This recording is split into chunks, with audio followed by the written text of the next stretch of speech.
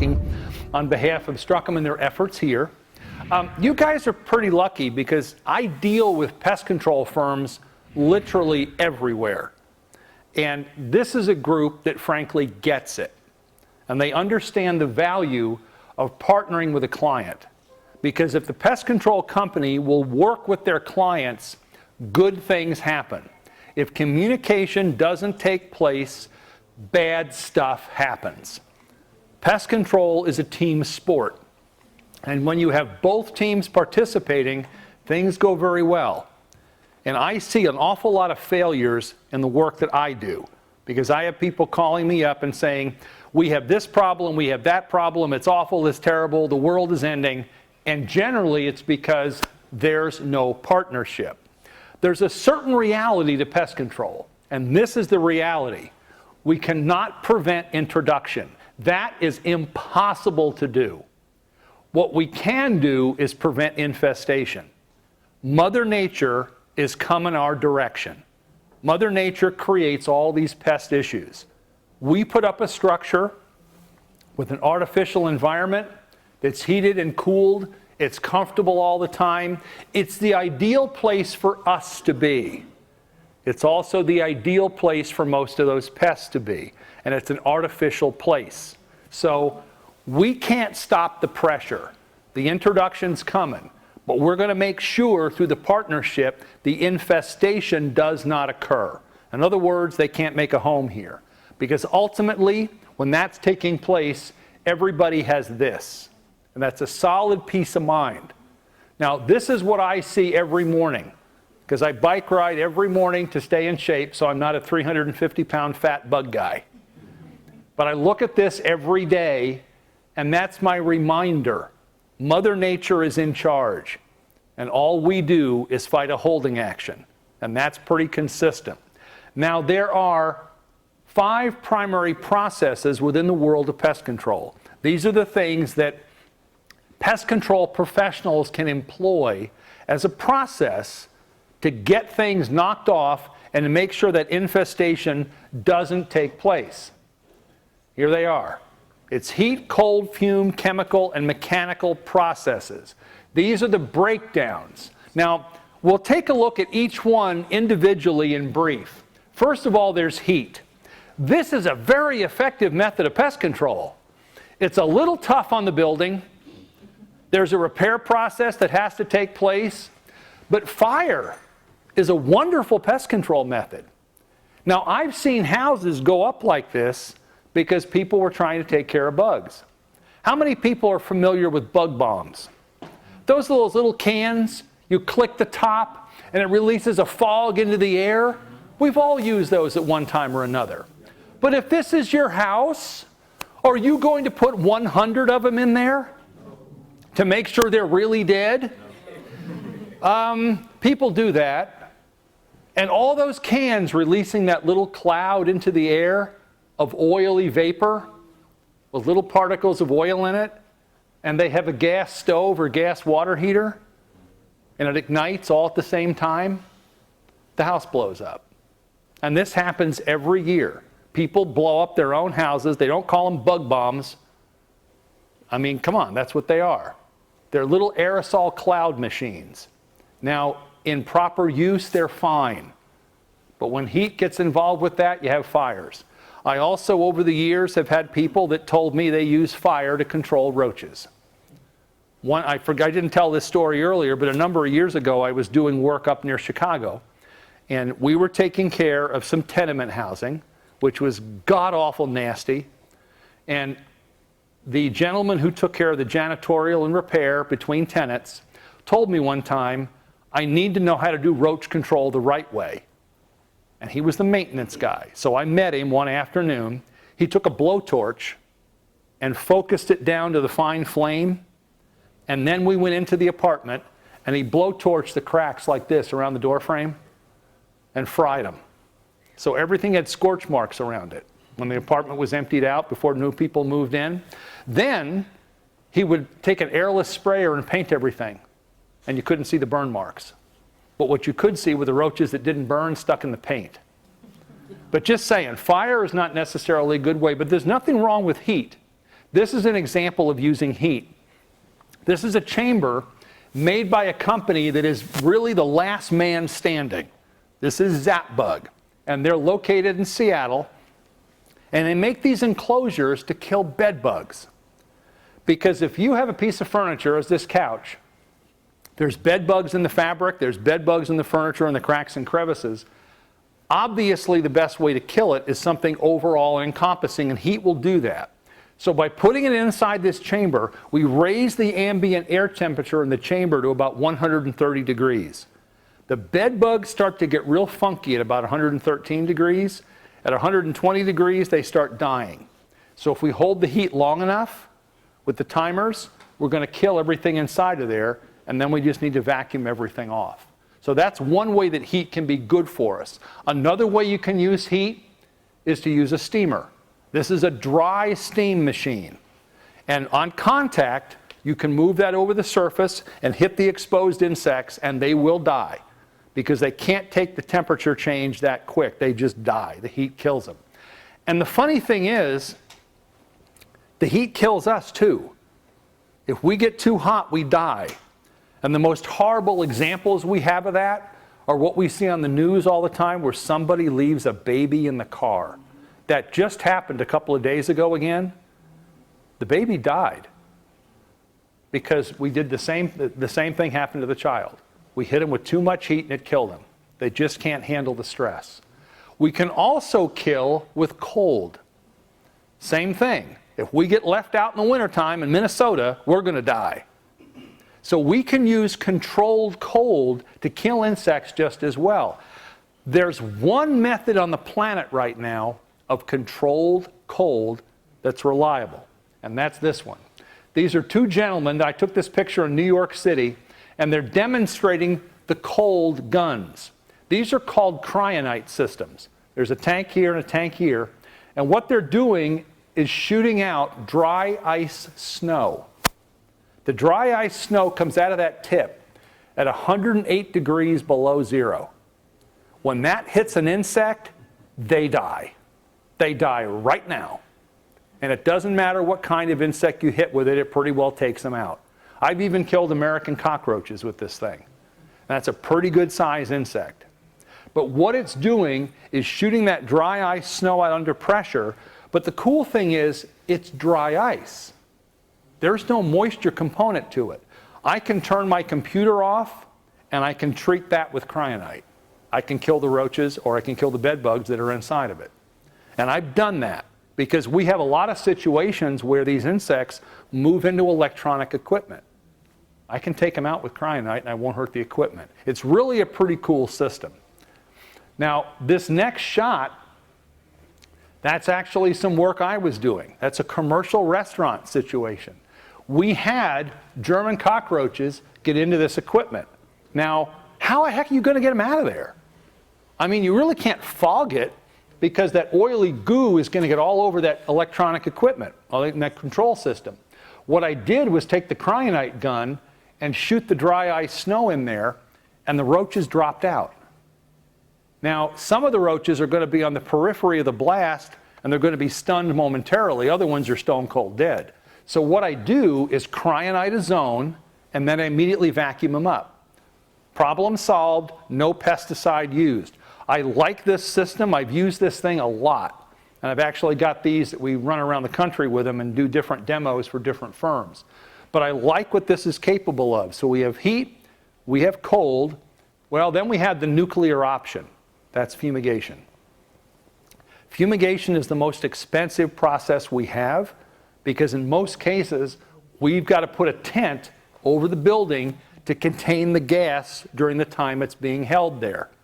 Now, a fumigation, say, on one of these hotel buildings would be wonderful. Everything would be dead, except it would cost untold hundreds of thousands, if not millions of dollars to do. The other thing with fumigation is you got to do the whole thing because you can't just fumigate a room. You'll kill the people next door. You can't seal it off well enough because when you're doing a fumigation, a lot of people think the little bug bombs you're fumigating, all you're doing is releasing vapor into the air. When you're fumigating, you're releasing a gas. And that gas will mix with the molecules of oxygen.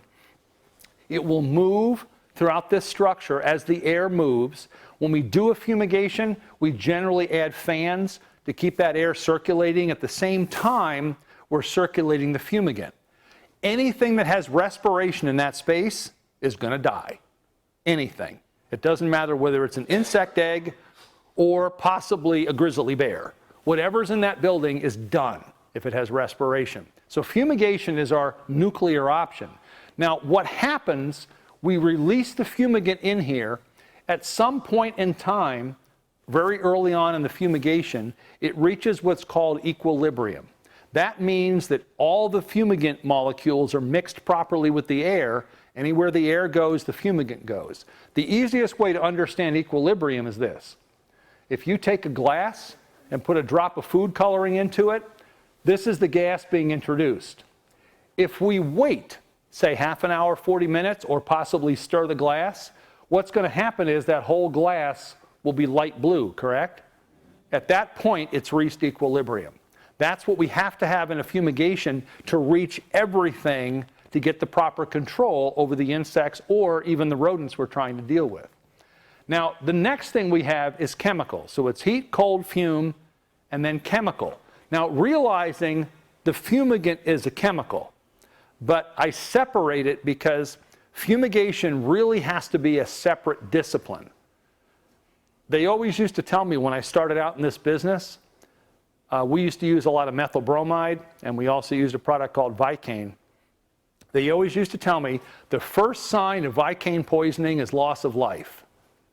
So therefore, if I wasn't careful with what I was doing, I could kill myself or kill somebody I'm working with. And when you're doing fumigation, you have to have a very disciplined set of safety processes in place or somebody's going to get hurt. So I separate fume out as a separate discipline. Chemical is where pest control spends an awful lot of time with most of our field people and most of our technicians. And what you're dealing with here are materials processes. You've got liquid application, dust application, aerosol, granules, fogs, baits, foams, and there's probably other ones as well. But these are the basic things where we're using chemical and using these transport methods to move the chemical into a zone where it can be lethal. Now, what I'm doing right here, that's a picture I took with one of my action cams. I was working in New York City. This is a few years ago, and I'm wearing a protective suit. The suit is actually made by a company called Mattress Safe. It's a stretch knit fabric that breathes beautifully, but it doesn't allow the bed bugs to get to me because this apartment was teeming with them. This was on the 28th floor of a high-rise building in New York City, 5,500 square foot condo. The people that lived here were in their 80s. They had raised their family in this condo. This was their family home, and it was alive. It was crawling with them. And this is a situation where it was absolutely immaculate. Beautiful furniture, beautiful carpets, wall hang. This place was gorgeous. It was also very clean. It was very sanitary. But bed bugs don't care. Because why are bed bugs there? We're there. We're the food source. And the situation going on with bed bugs worldwide is simply, if there's people there, eventually there'll be bed bugs. Have you guys had much issues with them here yet? Or have you been spared? Because we have not been spared. I mean, every year when I do my classes in Florida, and I've got about 1,800 students on a regular basis in Florida, I always say, guys, how many of you are having bed bugs this year? 10 years ago, 1 or 2 hands went up. Now, they're doing 15, 20 jobs a week. It's crazy. Because as people move, the insects move. You are going to get them here, as outrageous as it just takes time. Our housing authority in Palatka, Florida, where I live, has 330 some odd units. The bed bugs showed up about 4 years ago. Somebody finally went on a trip, and they brought them home. They think it was from a family that finally decided to visit relatives in Atlanta. And they went up to Atlanta, they stayed in a hotel, lived zippity-doo-dah, and they brought them home, and now the housing authority has bed bugs. And they're spreading all over the place. So it's a tough situation to deal with. And we're hitting them with all these methods too, believe me, we're trying everything. This particular situation here, I'm using a duster that's made by the Technicide company that's called an Exacticide, and it puts out a precise amount of the dust formulation, and what I'm doing here is crawling along, injecting it underneath the edge of the wall to try and get up into the wall voids, because these insects were every place. I mean, the unfortunate thing is we call them bed bugs. They could also be called computer bugs, chair bugs, couch bugs, movie theater bugs, car bugs, truck bugs, everywhere that people go. This is the mechanical process. So it's heat, cold, fume, chemical, and mechanical. Mousetraps. Obviously, there's no pesticide involved. I took this picture at a zoo. I do a lot of work for that zoo. We've got them off of this now. We have them on a process of a repellent. We're keeping the mice and rats out completely. But this is on my first visit I made a few years ago. Now, I've got pictures of all these traps set up. The mouse pokes his head out here and runs between here. Pokes his head out here and runs between here. They learn. I don't know if because they saw their Uncle Charlie get caught, and they're not going to be like the Uncle Charlie mouse. They learn. And they tell them there's mouse droppings all over the place. They're cleaning up, and they're putting out traps every day, and they're not catching anything. Because the mice have learned to avoid the traps. These animals are not stupid. The trouble is, what's the definition of insanity? Doing the same thing over and over and over and expecting a different result? This is what they were doing. They were putting on hundreds of traps and not getting anywhere. Now, traps are wonderful in the right place, in the right hands. A pest control operator that understands rodent distribution will place these traps in a zone so the animals may encounter them on the drop or encounter them in transit. I'm not a fan of seeing peanut butter on there. Now, that's mainly because we're litigation happy in the United States. We have lawyers for everything. And I know what would happen. We would have somebody visit the zoo with a child that had a peanut allergy, and he'd have a reaction, and they'd blame it on the pest control company because these traps were someplace on the property. Don't do it. There's other products you can put in there. There's actually professional products you can put in these traps that should be used. But this is an example of mechanical. Another example of mechanical, a simple door sweep. The animals can't get through that space. This is a problem. If the doors are open underneath, the mice and rats will run right under them. I mean, y'all know how much space does it take for a rat to get a foothold? Half inch? A mouse, about a quarter inch? It doesn't take much. And their little incisors that they chew with can chew through almost anything. How many people have seen the movie Ratatouille, the cartoon from Disney? Isn't it great? I love that movie. If you've got the DVD at home, there's a little extra cartoon on the DVD called Your Friend the Rat. Watch that, and you'll understand rodents. It's that good. I mean, when I first saw that, I think it's so good. I have actually done classes at Purdue University, which is the #1 entomological program in the world, and I've showed that clip to all those students. Learn about rodents, and this is where you start. It's called Your Friend the Rat. It's marvelous. And it stars the two cartoon characters from the movie take you through the history of rats. And you'll learn what happened. And you'll learn why they're so bad. Now, moving ahead to something else mechanical. This is a company in Canada. That is a surge protector, like you would plug your things into if there was a lightning storm. It's a power strip. Except it's also a bed bug capture system. Because the power strip opens up, and you've got an attractant tab here. You open that up, and it puts out a pheromone product into the air that tells the bed bugs, come over here. There's maybe something for you to eat. There's also a glue pad in here to capture the insect. And when the unit's closed up, you can plug things in and use it as a power strip. This will be everywhere. Every hotel is going to have these. Because you can put these in a room, you can mount them on the wall. It provides a target for pest control operators or staff at the hotel, because it'll be the best life mimic I've ever seen. Because what are the insects looking for? CO2, heat, and attractant. And this unit can do all but CO2. So if there's no live person in the room, the bed bug should end up here. We're just trying to find ways to do early warning, but it's mechanical. There's nothing chemical there. The other thing we have for mechanical as an example is something simple like a bird net. In this particular case, birds were getting up into this area causing a problem. So the pest control firm made arrangements to put these nets up, has a zipper so they can service all the equipment. But this way you can keep the birds out. So they're denying them access. That's mechanical. Another example of mechanical is this. It's a duster head, and what he's doing is removing spider webs. That's a really superb method of spider control. Instead of spraying them in some areas, just bring the webs down with one of those Websters. Because you're putting pressure on the population, you keep destroying their best efforts to gather food. You keep doing that, the spiders are going to go, fine, I'm going over here. I'm going to move. I don't need to be someplace where my webs get torn down every day or every week. But I had this system put in up in Chicago at a warehouse that was going crazy trying to figure out what chemical to spray. And they ended up bringing in college kids that were there 3 or 4 times a year. And we put a pest control supervisor in the plant. And the supervisor worked with the college kids. And they did the physical activity of taking down the webs with the Websters. The spider problem went away. Because there was the spiders just didn't want to deal with it. They moved to other zones. So that method is also mechanical.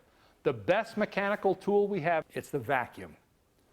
If I'm faced with a bed bug issue, if I'm faced with a problem with roaches, the thing I'm going to do first is suck up what I see. I'm going to pull them out of there. If I open up cracks and crevices and they're packed with bed bugs, if I open up a cabinet and there's a whole cluster of cockroaches, the first thing I'm going to do is suck them up. I am not going to spray them. Because what happens when you spray that cluster of insects? Some of them drop, some of them run away. The ones that run away, God help us, they might be resistant to that particular chemical in the future. I don't want to go there. So that vacuum is a valuable tool. Now, not just any vacuum, because inside of this case, all these tools in this particular system will fit in the lid. But inside of this box, takes up about that much space right there, is this cartridge. That's a full-powered HEPA cartridge that has a 1-gallon capacity for pickup. Now, HEPA means high-efficiency particulate air. HEPA means that you are picking up all product over 0.3 microns in size. Now, this is valuable to us in pest control. If you're vacuuming up an area, particularly with German roaches, which that's the most common roach we deal with in restaurant and hotel and commercial, the little brown ones. Those insects have a lot of dander and things like this, frass, and all that crap can produce breathing problems in people. If you don't have a HEPA filter vacuum, when you're sucking up that garbage, you're blowing it all out the exhaust. This prevents that from happening because in that system, your hose goes on this end on the machine, it comes in here and it's filtered air, and it comes out the back relatively clean. That's the best system to have. Now, I've had complaints from people tell me, well, Jeff, those cartridges are like $20, $25 a piece. And I've had jobs where I've gone and filled up 2 of them. But I was always having a clean system. A regular vacuum, a regular HEPA vac, requires 4 levels of filtration to get to HEPA. 4. Usually it's 3 on the front and 1 on the exhaust. The average person changes the bag. Nothing else ever gets changed. The cost of changing all that stuff is about $20, $25. So you end up at the same place by doing it right.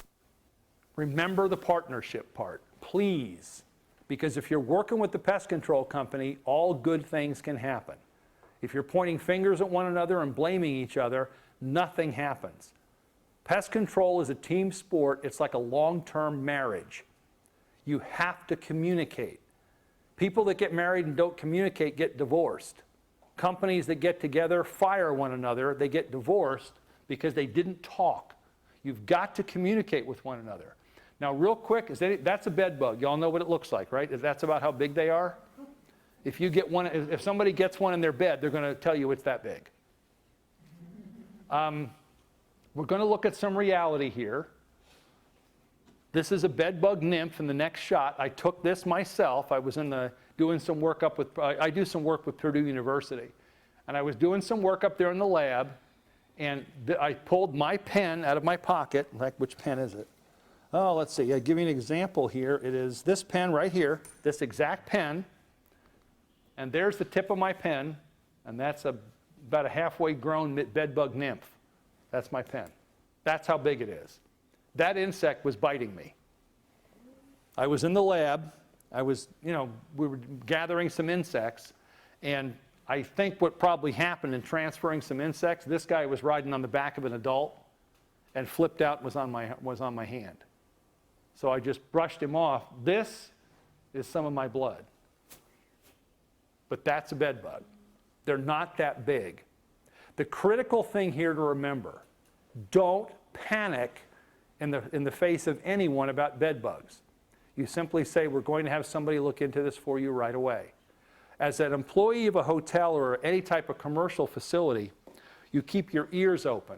So if somebody says they've been bitten or something like that, remember what room they're in, and then you need to call the professionals to come in and take a look.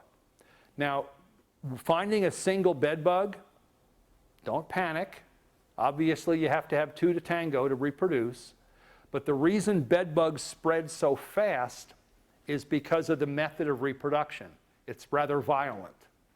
So that if the female is releasing a pheromone that says, hey, I'm ready to mate, the males jump on her, and it's a violent mating process. Once she's impregnated, Mother Nature tells her, move away, get away from the boys.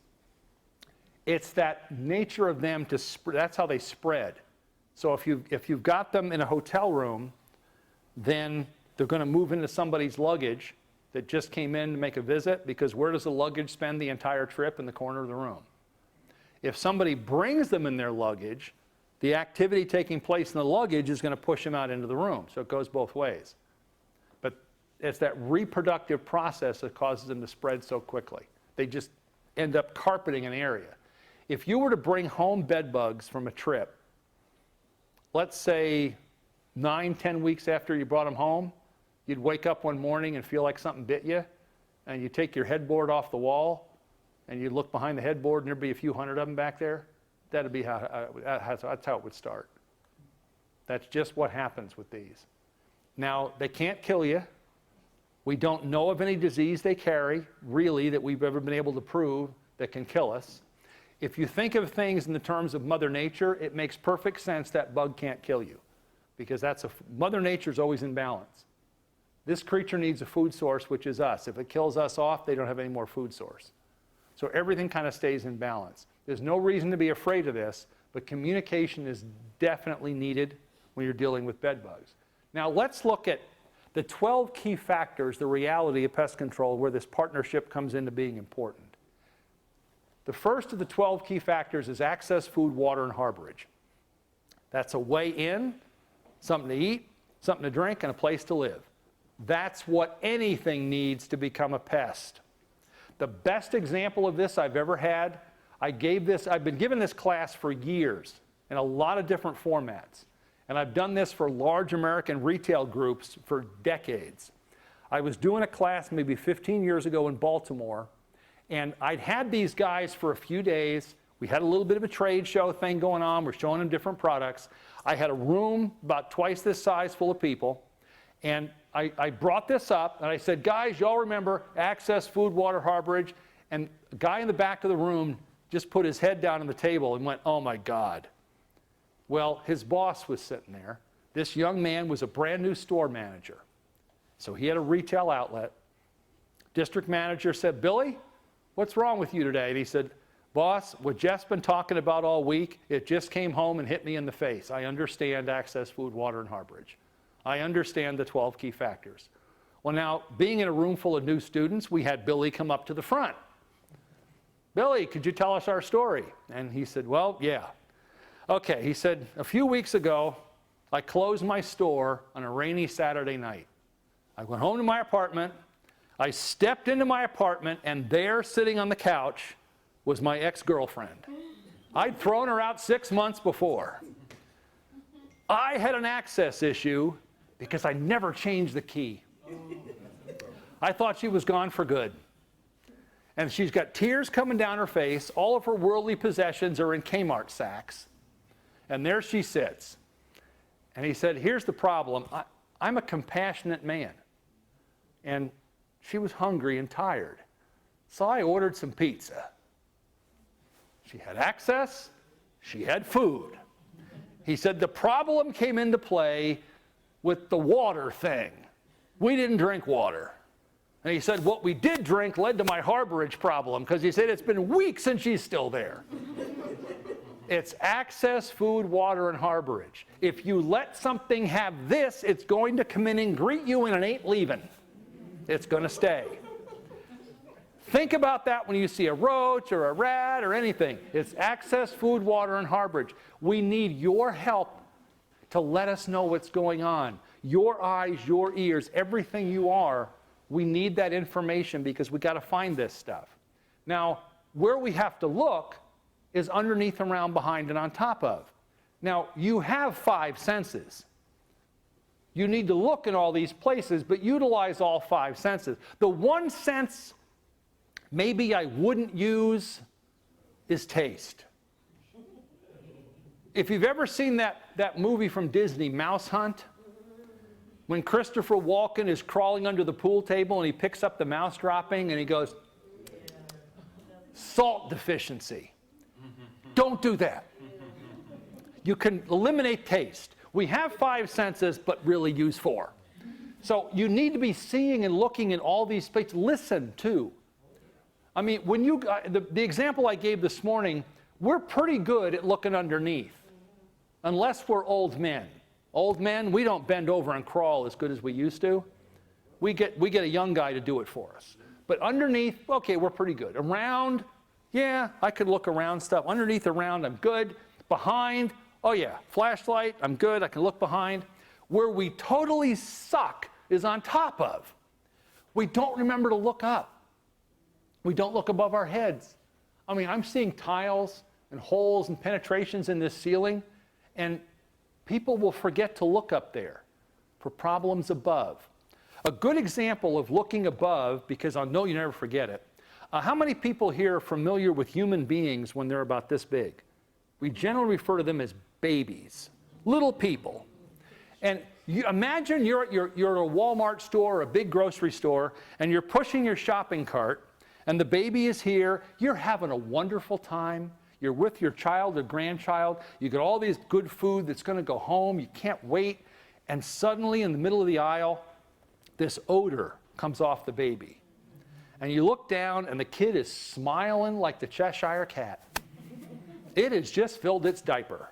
It's done the only thing it knows how to do really well on a consistent basis. And it reeks to high heaven. Okay? You're going to have to change the baby.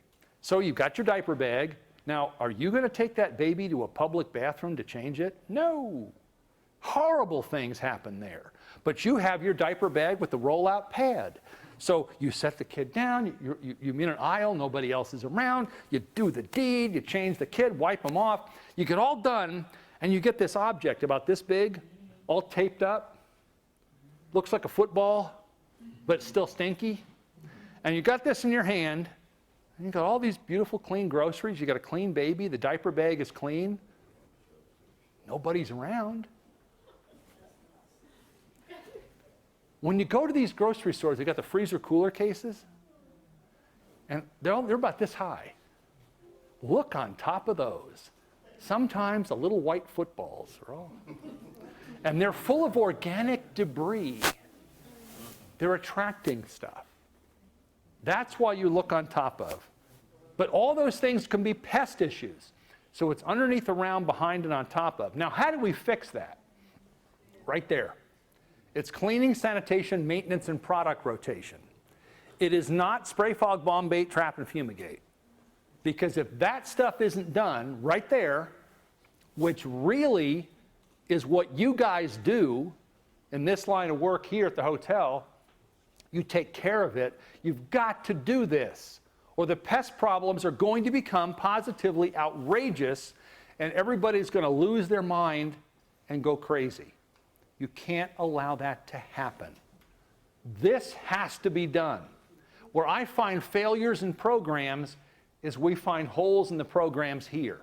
A lot of times people want to blame it on, let's see, the bait doesn't work, the spray doesn't work, the dust doesn't work, some chemical doesn't work.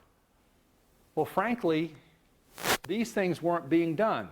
I mean, let's say a pest control operator comes in and does all due diligence and sprays something at exactly the right place. You get a layer of dirt over the top of it, layer of soil over the top of it, just filth over the top of it. The insect never contacts the poison, never.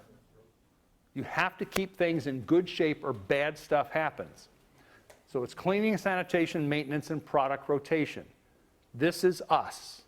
This is everybody working together to get this done. Now, let's take a look at a particular account. Let's look at some place that could have a problem, an actual physical site. And I always start with Google Earth. Does anybody use this program? Because the professional version of this is free. But this is how I visit sites before I've even gone there. Before I leave my office or leave my house, I go to Google Earth. In this case, we're going to go to Florida, because that's where I live. And we're going to go to the town where I live, right there in Palatka. My house is right about there, a couple of blocks off the water. And we're going to go into town a little bit, 7/10 of a mile west of my house. And we're going to go to this place right here. That is a USDA meat plant. You can't get a more highly restrictive environment than a USDA meat plant when it comes to regulations and chemical control and specifications being met to the letter. In fact, you folks at one time, you probably ate hot dogs from that place. If you've eaten hot dogs, because the brand of hot dogs they put out of that plant were all over the Caribbean, all over it. The name of the company at the time was Best Packers. They're closed right now. They've been out of business for, oh goodness, 2 years now, because they built a whole new facility down by Tampa. But that facility been there since 1953. Now let's talk about pressure. Okay, I've got a plant here, I can't have any pests in it. So if I look around the area, wow, that's a retention pond.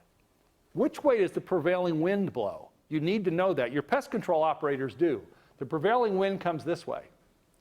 So if I've got little insects and stuff being brought up out here all through the pond, which happens all the time, where are those insects going? They're smacking the side of this building all the time. Now we also have other pest pressure. Let's see. If you look at just the property right here, we'll zoom in on it later, but this little section right here is not part of the plant. It's actually a private residence. It is I guess you would call it a private pharmaceutical facility. It's a crack house. So you can purchase your illegal drugs right here from this facility. There's another crack house in competition with it right here, kind of like CVS and Walgreens, across the street from one another. So you got a crack house here, a crack house. This is not a good part of town. This woods right here is a homeless encampment. This is railroad tracks. So you get a big homeless encampment going on for years here. This is a small church that keeps feeding those people. And when you feed homeless people in the woods, it's kind of like feeding cats. You get more cats. And so this is, you got stuff going on here. You got the two crack houses. This is a city housing authority. That's low-income housing. And then this right here is a really gnarly apartment complex. It's bad. So we got a lot of places producing pest issues that are slamming into this place like an express train. If we move a little closer, you get a little more detail on this building next door. This is the crack house right here. Now right here is a little tiny building. I don't know how to put this delicately. There's two women that live there that run kind of a private entertainment business. And right here on the street corner, they advertise that they're available for services, and the services are provided in this building right here. It's a rough neighborhood. But see, these are the kind of things we have to know before we get there. But wait a minute, we talked about rodents for a minute with rats and mice just for a second. Rats and mice can climb trees, right? Yeah. These trees are on the property of the crack house. They overhang the roof of the plant. Guess what the rats are doing? Because all these beautiful smells are coming out of this building going, eat me, I'm fabulous and wonderful. There's tons of food here. So this is pressure that keeps pounding this building on a regular basis. Now this is all Google Earth. We haven't been there yet. Let's drop down. Here's the south side of the building. There's those dang trees. Look at that. Right over on the roof. I had a dickens of a time when I first went in here getting the plant to cut the trees. Because they said, well, those trees are not on our property. And I said, yeah, but you're in control of your airspace. And they ended up getting a tree company in here, and they basically went and took them off the building. Oh, the people at the crack house were screaming that those trees were invading their property, and they were allowed to trim that back. But this is the south side looking north, and as you can see, that's kind of a happy place if you were a rat or a mouse. Here's the west side looking north, railroad tracks. There's our city housing authority. Our pond's right there, tree line here, and the insects go pow, pow, pow on a regular basis. Every time the wind blows, pushing up against the side of the building. Look at the east side. There's the crack house, painted that delightful baby blue color. You wouldn't know, would ya? All these dark areas, these are shadow lines. If you're a rodent, you're going to get into that shadow line and you're going to use it as if it was hard overhead cover. Because if you're only this big, I mean, you're a little guy like this, and you're running on the ground, I mean, you know, threat from above, owls, falcons, hawks. In our case, we have eagles too. Pick these little guys up and they become dinner. These guys learn to stay away from open areas. But they use the lines of shadow. Here's the back of the building. Look at that right there. That was a massive shadow line. That one we knew was pulling rodents in.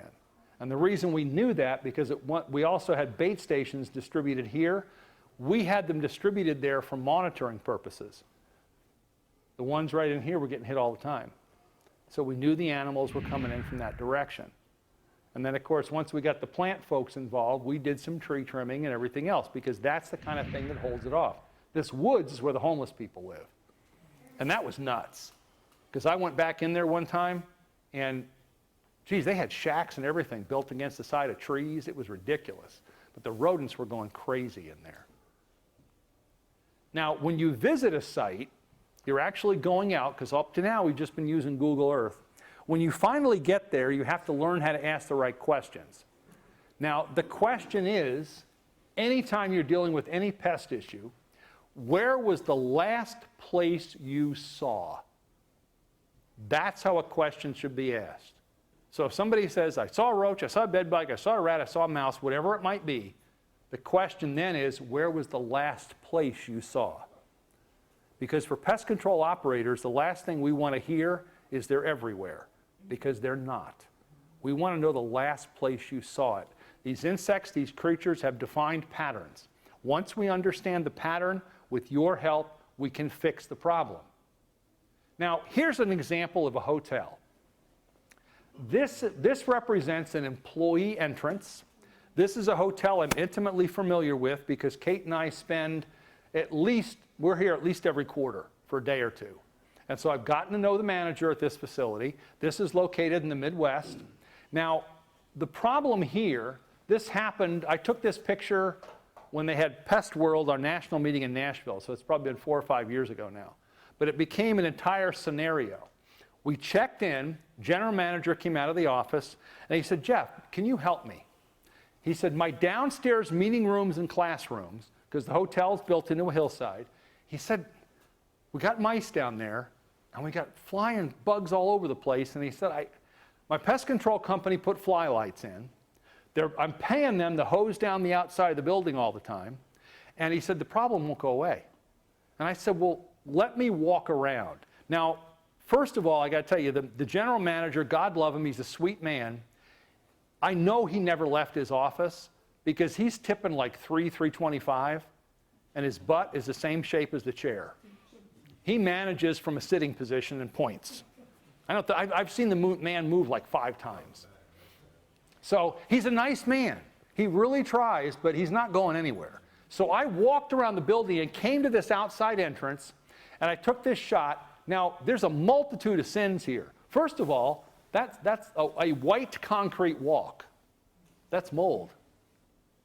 We have a moisture problem going on. We've got something, look at the streaking. There's a problem going on here with moisture control, which is telling me that's going to bring in pests, right? Because we've got a water issue going on here. So we've got water. Now, the other thing is, this is an employee entrance. What the heck are these doing here? Because you know what the employees have done? My first thought was, they've created an employee lounge where there isn't supposed to be one. Because why else would there be a receptacle and an ashtray? That means people are spending time here. They don't need to spend time here. It's a pass-through zone. So I got moisture, I got food.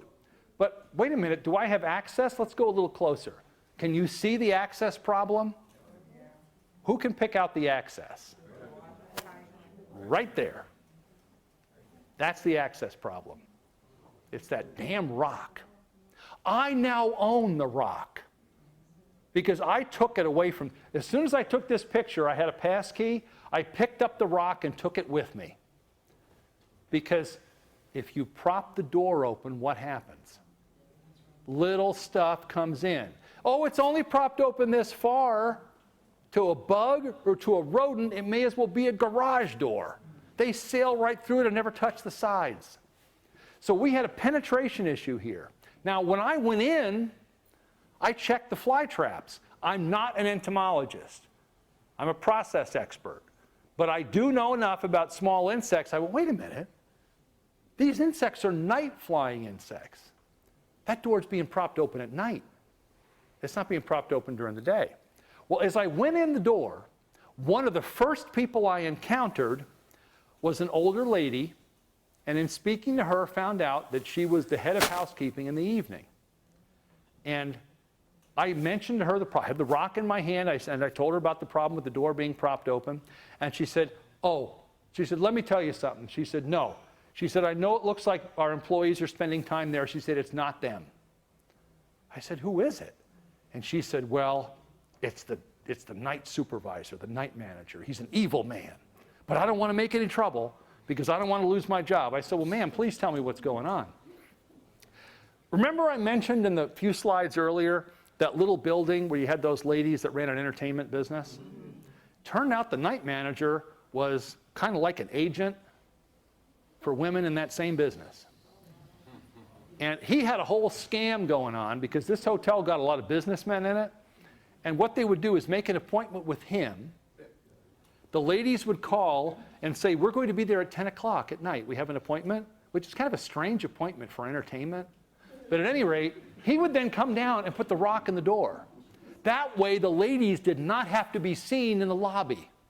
Because if you went in the back entrance, you could scoot to the elevator and go right to the floor and get off and nobody saw you. That was his whole scam thing going on. So I told that poor lady, I said, ma'am, please don't worry. The manager asked me to help him with this, and I'm going to let him. She said, oh, God, I don't want to lose my job, because she told me what was going on. So I went back up to the general manager's office, and I sat down with him, and I said, Clint, look, I'm going to be really honest with you here. This is what I saw. This is what I heard. This is what I found.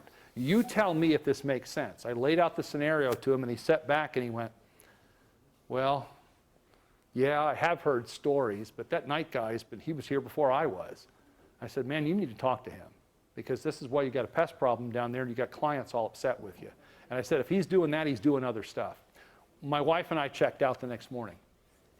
It was about 4 weeks later. We came back through this area. We stayed at the hotel again on the way back down to Florida.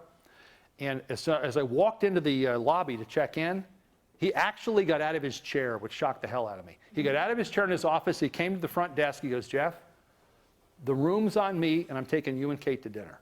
I said, okay, cool. What happened? And he told me the whole scenario. He fired the guy. He fired the pest control company, because the pest control company should have figured this out. These guys would have. Struckum would have figured this one out, but they didn't. All they did was charge him more money for more crap. But see, sometimes pest control needs everybody to participate. Those ladies that I talked to downstairs knew what was going on, and they were afraid to say something because that manager was holding stuff over them. Doesn't need to be that way. What I need to know, what you need to know, what Struckum needs to know is the history of anything going on with the facility. This is critically important so we don't have past mistakes coming back to haunt us again. What's the definition of insanity? Doing the same thing over and over and expecting a better or different result? Ain't going to happen, folks. No way. The other thing we do is we document the living daylights out of what we do to be sure that we're not going to have a problem. We also make sure that everybody doing our work has one of these magical objects that produces light. It's called a flashlight. You have to have that with you at all times. Pest control operators do. Protective equipment, this is me when I'm doing work in the field. I wear that fetchingly attractive bodysuit. For any of you guys in the audience that are single, this is a chick magnet like you would not believe. You slip into one of these bad boys and you'll get more female attention than you've ever had in your living life. It is a wonderful tool. But it also keeps bugs off of me, particularly bed bugs. Notice on my hands I wear gloves. For God's sakes, if your workspace requires protective gloves, wear them. And I wear different kinds. Chemicals and such, I wear my 9mm because they're comfortable for me. They're thick, but I like them. I can also feel stuff. For most other work, where I'm not just chemicals, but I'm moving things or looking underneath or crawling around, I wear my tough cores. And the next shot's a little jolting, but I wear them for this reason. That's a hypodermic needle. That is a technician's finger. All he was doing was flipping cushions on a bed bug inspection. He went like that. He was across the room from me. He shoved his hand under a couch cushion, and he flipped it, and he went, damn, something bit me. And he came walking across the room and said, look at that. And that needle was in his finger. That's just a little pinprick, right? That's the problem. But that's why I wear the protective equipment. Now, a quick run through cockroaches. We have a few minutes here. We can do this. What type of roach is that? That's a German. It's a German cockroach, the most common. It's the most common in most facilities we deal with. It's not, if it was this big, I'd be carrying a pistol, believe me. I'd be shooting them. But they're not that big. They're relatively small. But this little cockroach is the #1 problem for us. But there's another reason. You know what that is? That's a female with an egg capsule. There's a reason she's listed #1. We'll touch on that in a moment. The facility I just showed you had a roach problem in the employee lounge, that commercial facility, the meat plant. I did a hand-drawn map. I made notes and stuff all over it. And we'll jump forward a little bit. Because what I did was put in cockroach traps. And I put in 40 traps just like this. And these are sticky traps that attract the insect onto the surface. And what I was doing was trying to find a way to figure out what the distribution was in that space. I put 20 traps in a bag already put together like this, release paper removed. I had them ready before I left my place or left the office. And we distributed those just like this. So we made this into a graphic, and these numbers written all over represent the placement for 40 of these in that space of 1,764 square feet. Because I wanted to find out where the roaches really were. I let the trap sit in this case from Friday night till early Monday morning because that was a shutdown period. I usually do these trap situations overnight. It works very, very well in a restaurant. I did the R&R, the read and retrieve on Monday, and I came back with my roaches caught in glue boards. Now, I use the white background here because it shows up better and everybody's here. This is a cockroach nymph. The one that says #6 is a female cockroach without an egg capsule. That #12 is a male cockroach. Now, what's important is with German roaches, you need to be able to tell the difference between boys and girls. How do you tell the difference between a boy and a girl German roach? Anybody know? It's really easy. The females have fat butts. Done. Period. That's the difference.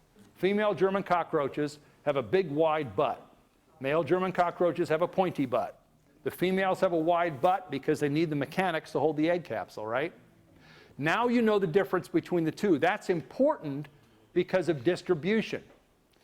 The tally sheet that we put together, the males, from the point of capture on that trap, Their world is 12 feet in every direction. It's a bubble that goes 12 feet in every direction. That's the world of the male cockroach in that trap. The female cockroach in the trap, the range is 6 feet. So the bubble is 12 feet across, 6 feet in every direction.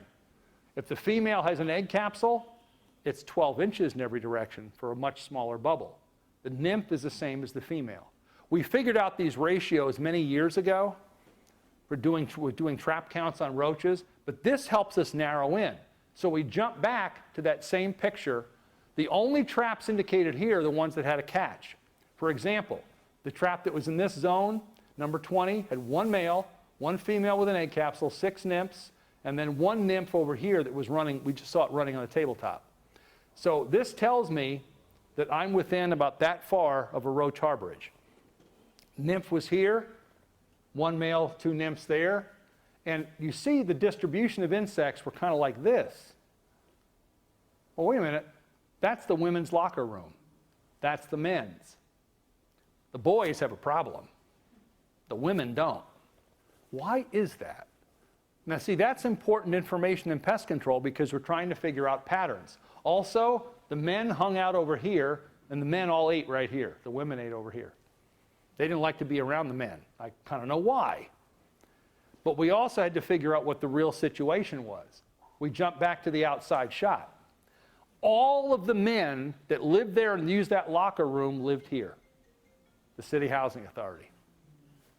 All the women that worked at the facility drove to work or were dropped off by their family members. They didn't live in this area. This housing authority had a mondo cockroach problem. The guys brought it to work. It was that simple. But see, we also checked the workstations in the plant, because remember, that was the employee lounge area and dining area. The roach problems that were showing up inside the plant were at the men's workstations, not the women's. That we had to figure those things out. If you don't know the distribution of the pest, you're going to have a problem. That's why the data and the information that you guys give to your pest control companies is so critical. Where was the last place you saw? And I don't care whether it's a bed bug, a rat, a mouse, a snake, an iguana, a small dog, an unwanted cat, a child under 5, whatever it is that might be the pest issue, let them know where the last place you saw it was. Because you can figure out the distribution of anything if you have the observation points. You can do it. It doesn't matter what it is. Everything exists in a pattern, everything. Now, very briefly, before we get wrapped up, we can touch on rodents. The reality of rodents is this. That's how people see rats. That's how people see mice. Thanks to that place up near Orlando, mice are revered as a cartoon character, and nobody wants to kill them. Rats, on the other hand, have always been evil and bad and rotten. If you go to the movies, the mice are always adorable and sweet, and the rats are always evil and nasty, except for one thing. Who remembers Teenage Mutant Ninja Turtles? Splinter is a rat. But I think he's the only good rat out there that we present to children. So this kind of warps people's perspective. The reality is, both of those creatures can kill you, burn down your house, and make your life miserable. Rodent damage in vehicles every year, we got figures on this last year. Rodent damage in vehicles is over 5 million a year, where they take out the wiring harnesses. And that's just in the US. It's nuts. Now, the animals we deal with, we have Norway rats, roof rats, and house mice.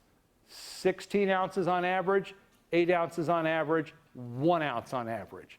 These numbers over here, if you're looking at chew marks on a surface, 4 millimeters roughly for a rat, 2 millimeters roughly for a mouse. You can actually measure it. In terms of Mother Nature, this is a penetrator round. Right there is a picture of an 829 series deep penetration round that we use to blow up bunkers in the desert. We drop it out of airplanes and kill people.